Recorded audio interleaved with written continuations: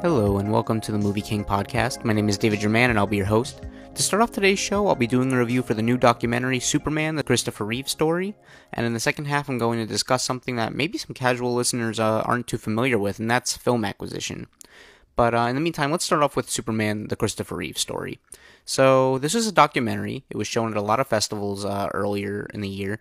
I actually remember hearing it initially from Sundance. That's where I initially found out about it, and since then, it's just kind of been in a limbo, just kind of waiting for someone to acquire it. And then it was later acquired by Warner Brothers, the owners of DC Comics, who own Superman. And it was then given to James Gunn and Peter Safran over at DC Studios to become the studio's first film released under their new banner, which is DC Studios. So, just for context, DC has released many films before. Obviously as in the original Superman movies, and then Man of Steel and Wonder Woman and Justice League and all those films, but that was all under the Warner Brothers umbrella. And now Warner Brothers has given DC its own film division, a la Marvel Studios, Lucasfilm, Pixar, etc. And under that studio, it operates entirely by itself under the supervision of James Gunn and Peter Safran as co-CEOs. And they really like this movie. I mean, the story is they kind of saw this film and they really loved it so much that they really went to Warner Brothers and said, "You need to get this movie." And now they have it. Now it's DC Studios. So I had heard very good things about it, though. It's a Fathom event, 2 nights only right now. Maybe wider. Maybe it'll get a wider release down the line if it's popular enough before eventually going to Max or PVOD, Premium Video on Demand. But so it was playing on Saturday the 21st of September, and you can catch it one more time on the 25th, Wednesday, unless it gets released later as a wider release, maybe not as a Fathom event, and you can go see it for less money. But because Fathom events are expensive, they're like $18 a ticket by me. But in any case, I think this movie is really worth getting. It's really worth paying for. I think it's absolutely worth seeing if you can, because this is not only one of the best films of the year, but it's one of the most important. And a lot of that goes to just what this movie stands for. And I have to say, Superman was not my favorite character growing up. I've always enjoyed Superman. Like, I never had anything against him, but I saw him as this cool but ultra-powerful superhero who saved a cat out of a tree, stopped a moving train, rescues people. But what's so special about that? Like, as a character, what's really setting him apart from Spider-Man or Batman or Wonder Woman or Thor or Iron Man? Besides the fact that he's just so powerful. He has more power than like most of these other superheroes. So what makes him special? But later on, I appreciated him more and more over time because of his humanity. He's an alien, but he's more human than anyone on Earth. And that's kind of what I've discovered just seeing different forms of media on him and all that stuff. He's such a good character because he lives to inspire others and give them hope. He faces his problems head on. He's there for people who need him. And he tries to see things from a hopeful perspective, even when there is none. And despite all of his power, he's also flawed and lets his emotions get the best of him sometimes. And that's what makes him great. He's just, he's a person who, his sole purpose is like, he wants to save everybody, but he can't save everybody, and that's his weakness. His weakness is his emotion, and that's not something that's explored too much in media. It's like, people just really know Superman's weakness to be kryptonite, and that's his physical weakness, but he has so much more to him than that, and I don't think it's explored enough. He's just such a human person, and I love that. And now Superman is one of my favorite characters ever. And even though I'm describing Superman right now, I'm actually also describing who Christopher Reeve is as a person. He's all of these things. This movie really explores just how much of a human being, Christopher Reeve is, and how everything he went through really impacted him and changed his life around people around him. It was just really impactful in a lot of ways. And this documentary is very well made. It's nothing groundbreaking. It doesn't, change the way we see documentaries or anything like that, but it does a great job of telling this story and showing the most important moments in it. It just really finds the best moments in all the footage they had, all the archive footage, and it just puts it right in front of you, and it really does an incredibly good job at just showing those emotions. It's a very emotional film. There was literally not a dry eye in the theater. Like, you could just see everyone getting so worked up over it. Like, the people next to me and a few seats down from me, they brought a box of tissues, and like, this girl was sobbing. Like, you could just tell, and it was all different ages too. It was, people my age and like their 20s, and then people in their 60s and 70s, and all in between. It was just so many people who you could just feel the impact Christopher Reeve had on all these people. And you would think like he's just an actor, but it's really so much more because of everything he went through in his life. It's really beautiful. It's a really, really great. And also, there are just these moments that are so powerful. I mean, there's this one scene, I won't, say what it is really, but it's just one of the sons reading an entry from, Christopher Reeve's, one of his wives, their diary, and it was just kind of her saying how she felt with everything she was going through and everything that she, had to kind of endure, and it was a really, really powerful moment. I just like, I don't know, it just left me in like dead silence. It just really hit hard. And even the stuff with Robin Williams, which I wasn't really expecting too much of. I knew they were friends, but I didn't really realize how much of an impact he had on, they each had on their lives. And just the stuff with Robin Williams was so, again, incredibly emotional because, we all know what happened to Robin Williams. And you just kind of see a different side to him a little bit in this. And just the impact Christopher Reeve had on him, the impact Williams had on Christopher Reeve. And, it was just a really, really well done. And that also just goes, about all the problems each of these people faced, each person in this family, everything they had to go through together, and everything that, everything that was impacted for them. You can just really feel that. And this movie is really beautiful, sometimes devastating, but also very inspirational. It really just because this movie is about people who were hurt. It's about people who, got put down so badly that it's really hard to come back from. And it's sad. It's really upsetting to see these people like this. But the inspiration just comes from how much Christopher Reeve just is Superman. He just sees hope. The people around him give him hope, and he uses that to kind of come back from this place. And I don't want to get too far into it. I think it's better if you just see it for yourself. But I thought it was just so impactful and really, really meant a lot as a viewer. You could just kind of see everything they were going through. And it really, again, I have to give a lot of credit also to the people who made this documentary for really just picking those moments and really doing a good job of finding the places to put them so they had the most impact. And I really like that a lot. I also want to note that the movie has a very creative use of visual effects. Surprisingly, it's a documentary, I know, but visual effects were actually a pretty big part of this movie in some ways. There's this kind of Greek statue sort of esque thing of like Christopher Reeve in the sky, and you can just kind of see it evolving throughout the movie as we're kind of learning new things. The way you kind of see the way it's incorporated, I just thought was really moving and subtle, but also meaningful to what was happening.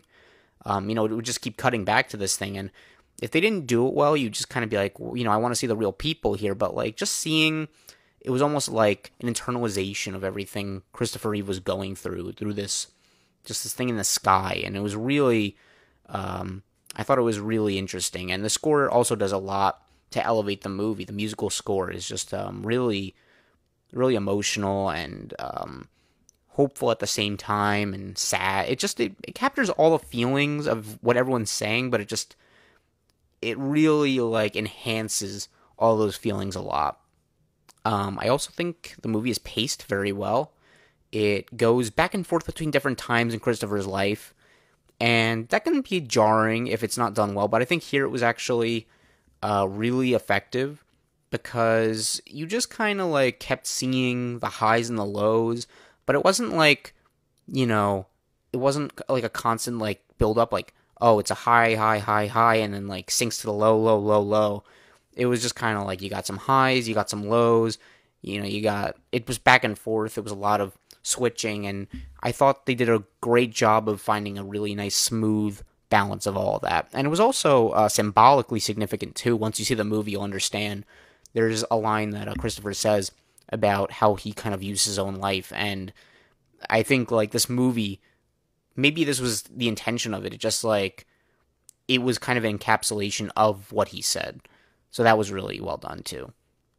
But truthfully, I'm not huge on documentaries usually. I not that I have anything against documentaries, but I just don't always find that they're as grand and as exciting as a narrative piece. But this one was just so great. I don't really have any problems with it. It's not a movie I really want to even point out problems in because it's just such an impactful film that just is so vulnerable and has all these people really like just kind of exploring all these emotions. I just can't recommend it enough. It's so good. Please go check it out. You have one more day to see it before it leaves theaters. Not that you have to see it in theaters, but I think just seeing it with a crowd especially is like really, it makes it really even more impactful just seeing how much Christopher Reeve and Superman means to all these people in the theater. Just, I was wearing like a Superman shirt. I saw some other people wearing Superman shirts. Like, you could just really feel the impact there, and it was really, really something. So, super good movie. I'd give it an A- overall. Like, so good. So, definitely check out the Superman Christopher Reeve story. And with that out of the way, I'm going to talk about studio acquisition and therefore the distribution, because this kind of ties in a little bit, actually, to the Superman movie that just came out. And I'm just going to kind of talk about how movies are generally made and then how they get picked up. I kind of explained a little earlier that this movie was made independently. It then went to Sundance and other festivals. James Gunn and Peter Safran, co-CEOs of DC Studios, saw it, really liked it, wanted Warner Brothers to get it so they can have it. And that's where they are. So, generally speaking, in the indie space, small studios, or small filmmakers make a movie with financing, loans, and budgeting. So from there, the movie then goes to festivals, screened for many people in the industry, and if they're lucky, the movie studio, execs will really like the film and then try to bid on it and later buy it out from the filmmakers for more money than they paid to, make it. And then from there, the studio then owns the rights to the movie, even if they didn't actually produce it themselves. So, what I'm saying is, these people, small people, made Christopher Reeve Story, right? And now Warner Brothers takes it over. They eat it up, they buy it, and now they own it. So, if you didn't actually know this, many, many movies are like this. Maybe movies you didn't even know were done like this. So, every studio really does this. Like Netflix does it, Apple TV does it, Max does it, Disney Plus does it, A24 does it, Neon, and many more. And this happens just all the time. This, small filmmakers make movies, they get picked up by bigger studios, the studio owns it, and then they distribute it.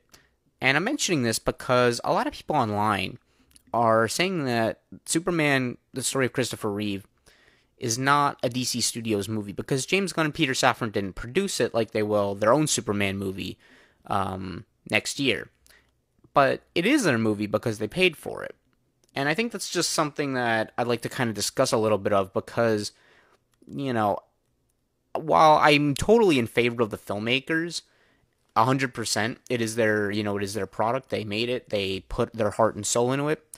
It's not, it's a little bit tricky once it gets picked up. I mean, obviously, James Gunn and Peter Safran and the people at DC Studios aren't saying it's like their movie. They're not putting their names in it, to say like, yes, we worked on this movie, but it is their movie because they paid for it and they own it. And as an example, say you see a painting, you bid for it in an auction, and then you win, so you buy it. You buy the painting, it's yours. Now, whatever you do with the painting from that point on is up to you. Obviously it's not your painting, so you're not going to put your name on it, but you can put it up on the wall, and you can display it for people to come in your house. You can sell it to someone else if you wanted, and you can even burn it. That's not ideal, but that's sometimes what happens in this industry. I mean, whether, and that's not even just talking about acquisition, but also just even, studios who make movies.